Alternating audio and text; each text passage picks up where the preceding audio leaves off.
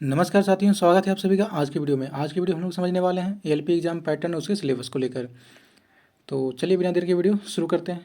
तो सबसे पहले इसके पैटर्न की बात करें तो यहाँ पे 3 चरण में एग्जाम लिया जाएगा। पहला होगा CBT 1, दूसरा होगा CBT 2 और तीसरा होगा CBAT यानी कि साइको टेस्ट।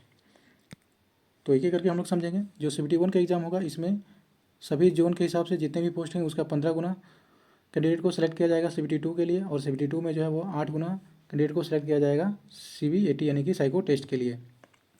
अब एक एक करके समझते हैं कि इसका क्या क्या पैटर्न है। तो सबसे पहले हम लोग बात करें CBT 1 की।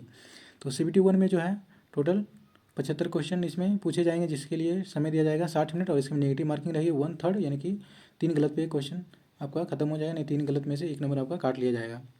उसके बाद बात करें इसमें सब्जेक्ट की, कौन कौन से सब्जेक्ट से इसमें सवाल आने वाले हैं। तो सब्जेक्ट की बात करें तो सबसे पहले सब्जेक्ट हो गया गणित, मानसिक क्षमता जिसको रीजनिंग कहेंगे, और सामान्य विज्ञान यानी कि साइंस, और सामान्य जागरूकता यानी कि जिसको हम लोग जनरल नॉलेज कहते हैं, जिसमें करंट अफेयर के भी कुछ सवाल शामिल रहेंगे। ये हो गया CBT 1 के यानी कि प्रथम चरण के बाद। अब हम लोग बात करते हैं CBT 2 का। तो CBT 2 का जो है 2 पार्ट में इसका ये पेपर होने वाला है। तो इसका पार्ट ए होगा और पार्ट बी होगा।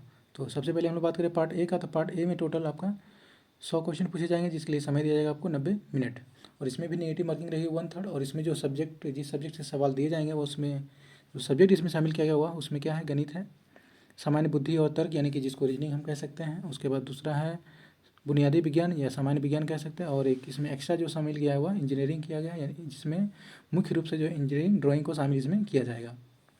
अब इसमें भी निगेटिव रहेगी 1/3 ही। और पार्ट बी की बात करें जो कि ट्रेड एग्ज़ाम रहेगा। जो भी इसमें जो कैंडिडेट ITI किए होंगे, तो जिस ट्रेड से आप ITI किए होंगे उसका एग्ज़ाम होगा, या फिर बीटेक या डिप्लोमा किए हैं तो उसमें जो आपका ट्रेड होगा उस ट्रेड का इसमें आपको एग्ज़ाम यहाँ पे लिया जाएगा।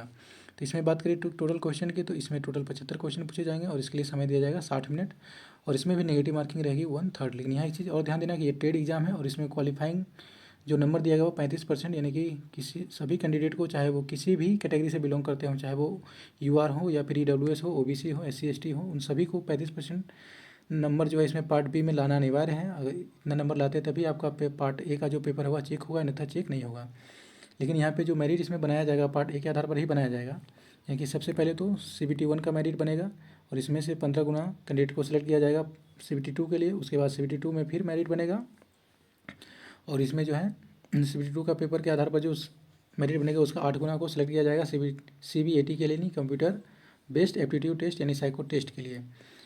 और यहाँ पे पार्ट बी का इसमें सिर्फ रोल है क्वालिफाइंग नेचर का, यानी कि ये सिर्फ ट्रेड का एग्जाम है, और इसमें आपको क्वालिफाई करना अनिवार्य है, तभी आपका पार्ट ए यहाँ पे चेक होगा पेपर, अन्यथा चेक नहीं होगा। अब हम लोग बात कर लेते हैं साइको टेस्ट का। तो साइको टेस्ट में क्या होगा, जनरली इसमें साइको टेस्ट के बारे में यहाँ पे नोटिस में जैसे दिया गया है कि इसमें 5 बैटरीज यानी कि 5 सेक्शन होंगे, जिसमें से प्रत्येक सेक्शन से इसमें सवाल पूछे जाएंगे, और हर सेक्शन में जो है न्यूनतम आपको कम से कम 42 अंक प्राप्त करना अनिवार्य होगा, और इसमें निगेटिव मार्किंग नहीं है। इसमें एक अच्छी बात है कि इसमें नेगेटिव मार्किंग नहीं है। और इसमें जो सवाल के जो लैंग्वेज दिए जाएंगे, यानी कि जो सवाल पूछे जाएंगे वो या तो हिंदी में होंगे या फिर इंग्लिश में, या दोनों, यानी हिंदी और इंग्लिश दोनों में रहेंगे। लेकिन इधर जो CBT 1 और CBT 2 का जो आप पेपर देंगे, तो उसके लिए आपको फॉर्म भरने वक्त आपसे पूछा गया होगा कि आप किस लैंग्वेज में एग्ज़ाम देना चाहेंगे। तो उस समय जो आप लैंग्वेज सेलेक्ट किए होंगे वो लैंग्वेज में आपको दिया जाएगा, और इंग्लिश तो कंपलसरी सभी में रहेगा ही। तो ये तो हो गया LP एग्ज़ाम के पैटर्न की बात की। अब हम लोग इसके सिलेबस को लेकर डिस्कस करते हैं कि CBT 1 का सिलेबस क्या है और CBT 2 का क्या है, तो और CBAT का क्या है। तो चलिए आगे इसको भी देख लेते हैं। तो हम लोग सबसे पहले बात करते हैं CBT 1 का सिलेबस।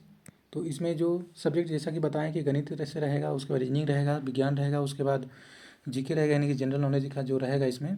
तो गणित में जो जो चैप्टर इसमें शामिल किए गए हैं कौन कौन से हैं, तो संख्या प्रणाली, बोर्डमास हो गया, दशमलव, भिन्न, LCM SCF, उसके बाद अनुपात समानुपात हो गया, प्रतिशत, क्षेत्रमिति, समय और कार्य, समय और दूरी, सरल और चक्रवृद्धि ब्याज हो गया, लाभ और हानि, बीजगणित हो गया, ज्यामिति और त्रिकोणमिति हो गया, प्राथमिक सांख्यिकी, उसके बाद वर्गमूल हो गया, आयु हो गया, गणना, आयु गणना, कैलेंडर और घड़ी, कैलेंडर और घड़ी, आयु गणना, कैलेंडर और घड़ी, उसके बाद पाइप और टंकी, ये सभी चैप्टर से सवाल इसमें दिए जाएंगे।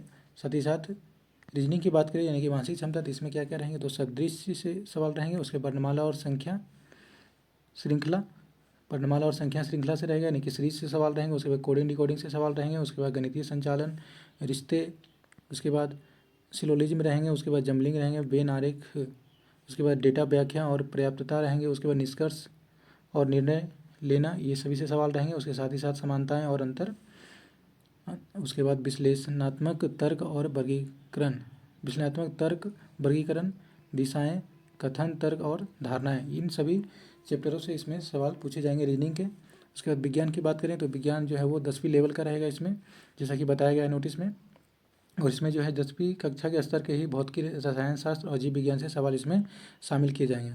वहीं बात करें सामान्य जागरूकता की यानी कि जीके का, तो जीके में जो है समसामयिकी मामले यानी करेंट अफेयर्स के सवाल रहेंगे। उसके बाद विज्ञान और प्रौद्योगिकी, खेल, संस्कृति, व्यक्तित्व, अर्थशास्त्र, राजनीति और अन्य महत्व के जो विषय होंगे उन सभी से इसमें सवाल जो है वो सम्मिलित किए जाएंगे।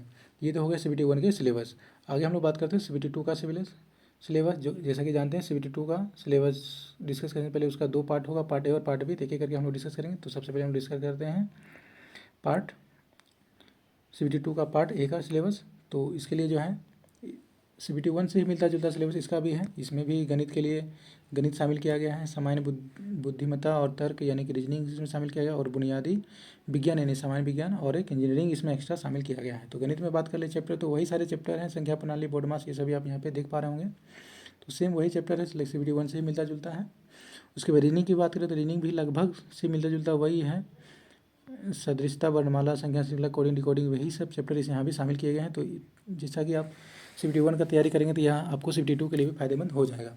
उसके बाद यहाँ जो एक्स्ट्रा शामिल किया गया वहाँ पे एक इंजीनियरिंग का शामिल किया गया, तो इसके अंतर्गत आने वाले जो व्यापक विषय होंगे वो एक इंजीनियरिंग ड्राइंग इसमें एक्स्ट्रा शामिल कर दिया गया है।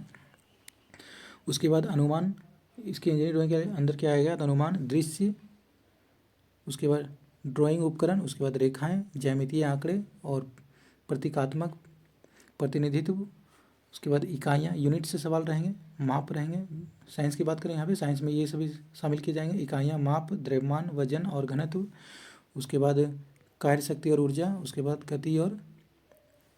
गति होंगे, और साथ ही साथ इसमें वेग, गर्मी और तापमान, उसके बाद बुनियादी बिजली, लीवर जिसको हम लोग उत्तोलक भी बोलते हैं, और सरल मशीन यानी कि सिंपल मशीन, और व्यावसायिक सुरक्षा और स्वास्थ्य, पर्यावरण, शिक्षा, IT, साक्षरता, ये सभी चैप्टर्स इसमें सवाल सम्मिलित किए जाएंगे। तो ये तो हो गया पार्ट ए की बात, CBT 2 का पार्ट ए। अब हम लोग डिस्कस करते हैं CBT 2 का पार्ट बी।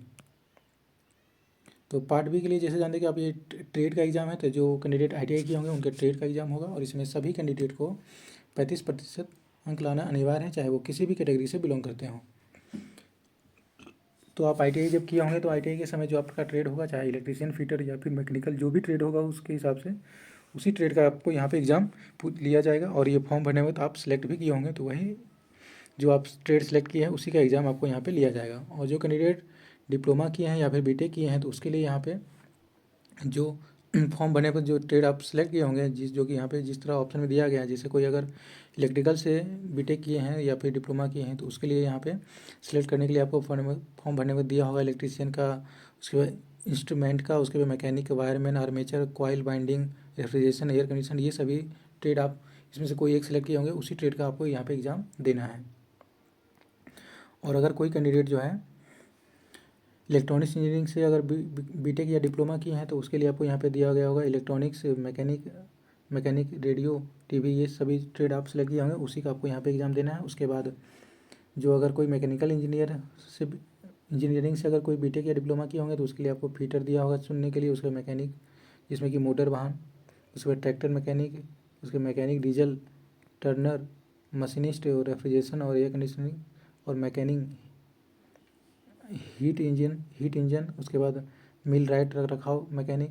तो ये सभी ट्रेड आप सेलेक्ट किए होंगे और इसी जो सेलेक्ट आप किए हैं उसके आधार पे आपको यहाँ पे एग्ज़ाम देना है। और ये सिर्फ क्वालिफाइंग नेचर का एग्ज़ाम होगा, इसमें 35% लाना अनिवार्य है।